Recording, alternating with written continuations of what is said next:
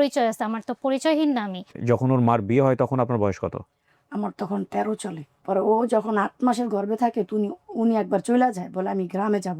ওরে নিয়ে আলাদা করে দিছে। তারপর অনেক টর্চার করতো, অনেক মারামারি করতো, অনেক অসুস্থ হয়ে গেছে।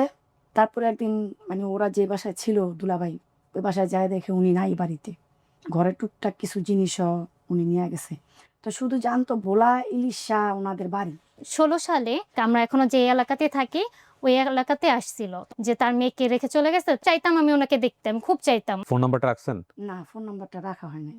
2 দিন ফোন দিছে, বলতেছে আমার মেয়ে চাই। আচ্ছা, এত বছর পর আপনি মেয়ে নিতে আসছেন, পরে বলতেছে আমি জব করি চিটাগং ইপিজি। তো এখন কেন আসছেন বাপে খুঁজতে? ওর বাপরে এখন খুঁজতে? এখন আমি ও চাচ্ছে। চাচ্ছি। তো এটা আপনাদের আগে মনে ছিল না? আগে বাপ তো আসছিলই। এরকম ভাবে আর কি আমরা ভাবি নাই। আসসালামু আলাইকুম প্রিয় দর্শক এবং শ্রোতা, আল্লাহ সর্ব অবস্থায় আমাদের সবার মঙ্গল করুন সবসময়ের মতো সেই প্রার্থনা করে শুরু করছি আপন ঠিকানার বেসিক ভিডিও। বহুদিন পরে মনে হয় আমি একটা বেসিক ভিডিও করতে যাচ্ছি। আপনারা দেখছেন স্টুডিও অফ ক্রিয়েটিভ আর্টস লিমিটেডের সামাজিক যোগাযোগ মাধ্যমের জন্য অনুষ্ঠান আপন ঠিকানা।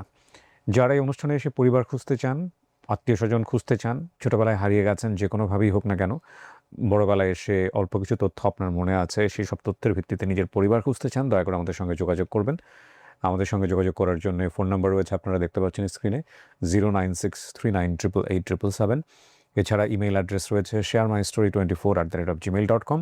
এছাড়াও এই ভিডিওটি আপনারা আরজি কিবরিয়া পেজে দেখতে পাচ্ছেন ফেসবুকের, সেখানেও আপনারা চাইলে আমাদেরকে ইনবক্স করতে পারেন। কী নাম তোমার? মোসাম্মদ নাসরিন আক্তার। বয়স?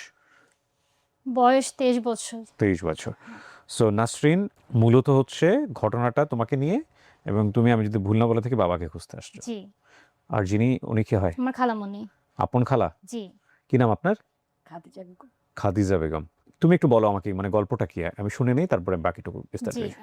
আমার নানু আমার মামাদের নিয়ে নারায়ণগঞ্জ আসছিল ঢাকা, তখন জব করার জন্য আসলে।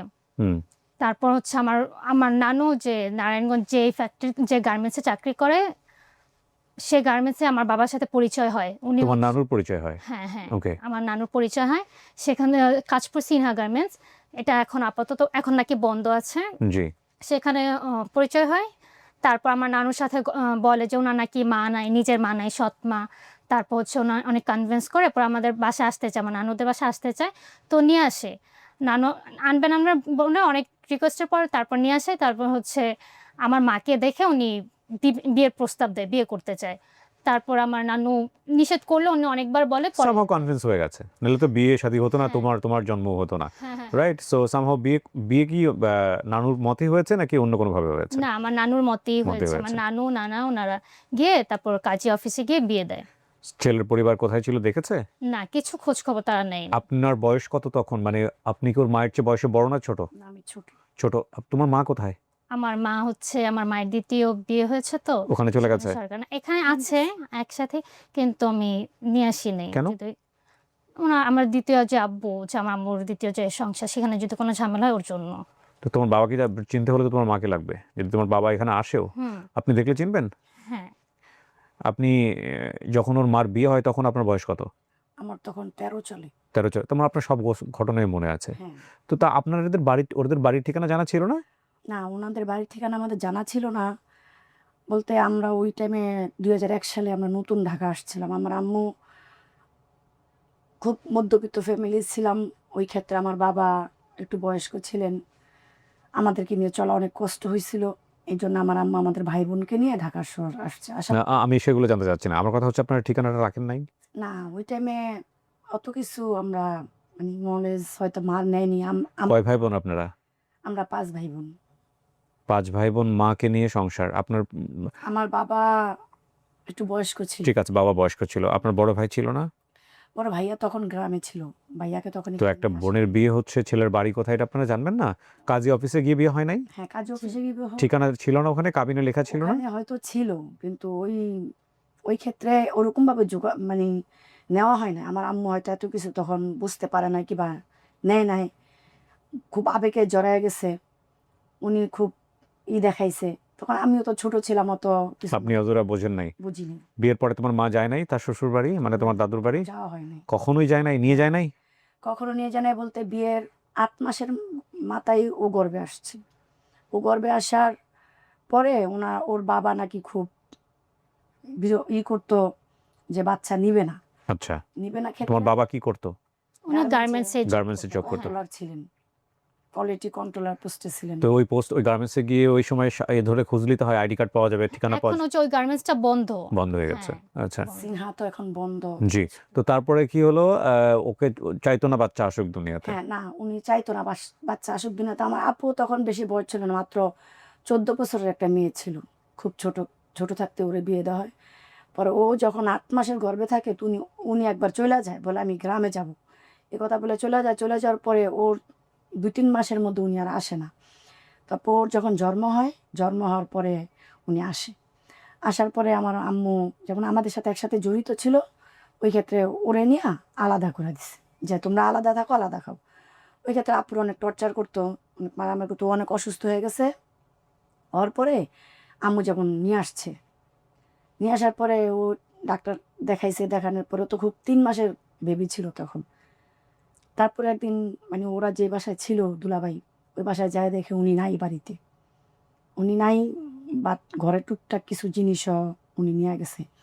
ওই ক্ষেত্রে ওনারা অনেক খোঁজার চেষ্টা করছি, পাই নাই। প্রায় 8 বছর পরে আমরা আবার আপুরে দ্বিতীয় বিয়ে দিই। মানে ও যে চলে গেছে, আর কখনো আসে নাই, কখনো আসে নাই, যোগাযোগও করে নাই। যোগাযোগও করে নাই। তো শুধু জানতো বোলা ইলিশা ওনাদের বাড়ি, এই পর্যন্তই চিনতো, এছাড়া আবার চিনা হয় নাই। ভোলার ইলিশা। জি। বাবার নাম কি তোমার? নাসির উদ্দিন, মোহাম্মদ নাসির উদ্দিন, এইটুকুই জানা আছে। মোহাম্মদ নাসির উদ্দিন। আর এখানে হচ্ছে একটা ঘটনা হয়েছে 16 সালে, উনি আসছিল ওই এলাকা, আমরা এখনো যে এলাকাতে থাকি ওই এলাকাতে আসছিল। তখন আমি 6-এ পড়ি, আমি বুঝতাম না, তো আমি জানতাম না। তো আসছিল, এসে হচ্ছে এই এলাকারই একটা দোকানে আমার মামাকে দেখায়, আমার যে বড় মামা তাকে দেখায়, তারপর যে তার ফোন নাম্বার দিয়ে যায়, বলে যে তাকে যেন ফোন করে। তো আমার বড় মামার ফোন দেয়নি, পরে আমার যে খালামণি, তারপর হচ্ছে একটা খালু আসতে, আর হচ্ছে আরেকজন মামা আছে, ওনারা কথা বলছে ফোনে ওনার সাথে, সরাসরি কথা বলেনি, উনি সরাসরি আসে নাই, সামনে আসে নাই। পরে আমার বলছে আমার সাথে আর আমার নানুর সাথে নাকি উনি কথা বলতে চায়। তো আমার নানু হচ্ছে তখন বুঝতে পারেনি এত কিছু, নানু ওনার সাথে কথা বলেনি, ওনার রাগ ছিল যে তার মেয়েকে রেখে চলে গেছে, তো কথা বলেনি। এত আর বছর ভয় পর কেন পাইছে, হ্যাঁ, আসছে? আর ভয় পাইছে যদি আমার আম্মুর দ্বিতীয় সংসারে যদি কোনো ঝামেলা হয়, এই হিসাব করে উনি কথা বলেনি। কিন্তু এখন আমি চাচ্ছি আমি বরাবরই আমি জানতাম না উনি ওরকম ভাবে বেঁচে আছে, বা একটা মানুষ এতদিন পর চলে গেছে, তারপরে বুঝলাম যে উনি বেঁচে আছে দেখেই তো আবার 16 সালে আসছে। তারপর হচ্ছে আমি ওনার খোঁজ, আমি এখন মনে মনে চাইতাম আমি ওনাকে দেখতে, আমি খুব চাইতাম আমার তো একটা পরিচয় আছে, আমার তো পরিচয়হীন না, আমি একটা পরিচয় আছে, আমি ওনাকে দেখতে চাইতাম। তো এখন স্কুল কলেজে যাওয়ার সময় রাস্তাঘাটে দেখতাম, যদি খুঁজে পাই, এরকম হচ্ছে একটা তোমার বাবার আগ্রহ কোনো কাজ ছবি করে। আছে? না, এটাও নেই, ছবি নেই, ওনার নাম ছাড়া আর কিছুই জানা নেই। উনি দেখতে কেমন ছিল সেটা শুধু আমার মা, নানু তাদের কাছ থেকেই শোনা। আর তার গ্রামের বাড়ি বলা হয়েছিল নাকি ভোলা ইলিশা। আর 16 সালে যখন আসছিল, আমি মামাকে নাকি যে মামা কথা বলছে তাকে নাকি বলছিল, আর খালামণিদের নাকি বলছিল যে সে চিটাগং ইপিজেডে কাজ করে। জব করে, আমার হ্যাঁ। মেয়ের আমি নিতে চাই। এরকম তখন বলছিল। বললাম যে এত বছর পর আপনি মেয়ে বললেন মানে আপনার সঙ্গে দেখা হয়েছে তখন? না, না, ফোনে। ফোনে কথা হয়েছে। ফোন নাম্বারটা রাখছেন? না, ফোন নাম্বারটা রাখা হয় নাই। মানে উনি 1-2 দিন ফোন দিছে, বলছি আপনি কেন ফোন দিতেছেন, কি বা কি আসার বিষয়, বলতেছে আমার মেয়ে চাই। আচ্ছা, এত বছর পর আপনি মেয়ে নিতে আসছেন, তো কোথায় থাকেন, কি আশায়, কি বিষয়?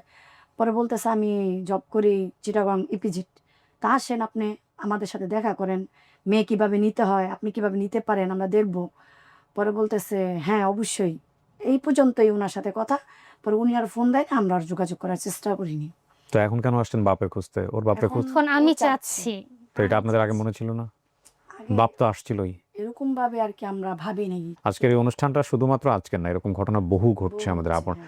আমরা আসলে মনে করি কি যে সন্তান দুনিয়াতে নিয়ে আসার পরে আমরা যখন বাবা মা কোনো না কোনোভাবে সেপারেট হয়ে যান, যার কাছে সন্তান থাকে সে মনে করে এটা আমারই প্রপার্টি, আমি যেভাবে ইচ্ছা সেভাবে বড় করব। কিন্তু সন্তান তো আর ভাই ওই পোষ মানা প্রাণী না, সে মানুষ। হ্যাঁ, সে আস্তে আস্তে বড় হবে, তার এই সমাজকে ফেস করতে হবে, এবং সে আপনাকে কোশ্চেন করা শিখবে। তুমি যে আমাকে এভাবে বড় করছো, সে একবারও চিন্তা করবে না যে আমাকে তো তুমি দুনিয়াতে নিয়ে আসছো, এবং তুমি যে আমাকে এভাবে বড় করছো, তোমার ইচ্ছা মতো করে বড় করছো। ওর একটু এদিক ওদিক হবে, ও আপনাকে আঙ্গুলি তুলে প্রশ্ন করবে। এখন আপনারা তাহলে ওকে বুঝান, তখন যখন ওর বাপকে বুঝাইছেন এখন বুঝান।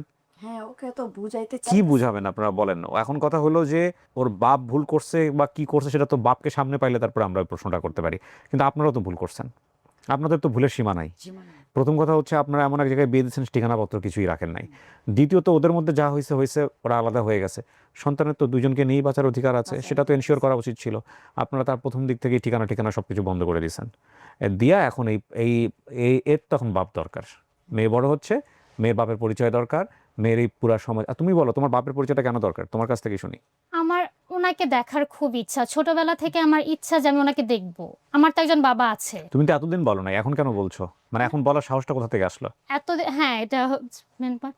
এতদিন আমি মনে মনে খুব চাইতাম, আমি হচ্ছে ফেসবুকে টুকটাক পোস্ট দিতাম, মনে মনে চাইতাম। কিন্তু এখন সাহস হয়েছে কিছুদিন আগে, এখন আমি ফ্যামিলি সহ সবাইকে বলতেও পারি। কিছুদিন আগে আমার একটা বিয়ের সম্বন্ধ আসে, তো সেটাতে আমি রাজি ছিলাম। এখন তারা ভালো, মোটামুটি ভালো ছিল, তো সবকিছু ঠিকঠাক ছিল। তারপর তারা চাইছে, যখন খোঁজ নিছে তখন দেখি আমার বাবা, যে নিজের বাবা, তার পরিচয়টা নেই। তখন তারা বিয়েটা ভেঙে দেয়। তো এই বিষয়টা আমার কাছে অতটাই লাগে না যে সমস্যা নেই, এটা তো হবে। কিন্তু আমার এখন সাহস পাইছি যে এখন আমি সবাইকে বলতে পারি যে না, আমার বাবার পরিচয়টা দরকার, যেহেতু এখানে একটা এই ওনার হোঁচট একটা তোমার খাইছে। বয়স অনেক অল্প, মাত্র 23 বছর বয়স, হ্যাঁ, একটা ভেঙেছে বলে হয়তো তোমার কাছে কিছু মনে হয়নি, হ্যাঁ। কিন্তু এরকম ঘটনা যদি রিপিটেডলি ঘটতে হ্যাঁ, থাকে এটা তো হবে, এটা তখন হবে। কেমন লাগবে? এটা তো তো এইগুলো হবে। আপনাদেরও তো মনে রাখা উচিত ছিল। হ্যাঁ। দেখেন, আপনাদেরকে আমরা অ্যাকিউজ করছি না, আপনাদেরকে এভাবে বলার কারণটা হচ্ছে আমাদের সমাজে এগুলো ঘটছে। হচ্ছে।